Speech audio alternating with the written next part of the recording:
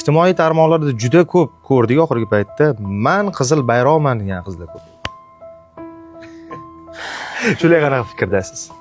Bo'ldi, men peshonamga bir urdim-ku. Ota-onasini sho'ri u qizil bayroqlar. Nega? Ha, sho'rda ular. Qizil bayroqman, qizil bayroqman. Birinchidan, bizning o'zbek qizlarimiz hayosi, ibosi, iffati, nazokati bilan go'zalda. Va qizil bayroqman deganda har bittasini gapini qayta-qayta eshitib chiqdimda. Ularda mehrli, muhabbatli munosabatlar yo'q. U yerda faqat manfaatli munosabatlar bor. Pul-a? Shaxsiy manfaat, moddiyat ustun, manfaat, faqat unga xizmat qilish kerak, faqat uni ko'ngliga qarash kerak, faqat uni orzulari, maqsadlari bilan yashash kerak degan bir prinsiplar mavjudda. Lekin bizni yigitlarimiz hali juda bir ongi zaharlanib ketgan-yu, yugurib yetib bormaydi u qizlarning orqasidan.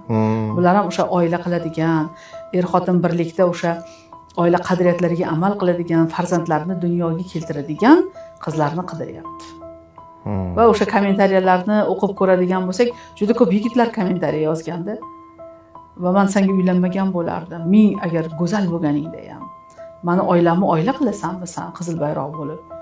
Qizil bayroqni ko'tarib yuraver endi degan bir joylari bor. O'zi yoqimsiz so'z-da. Juda ham.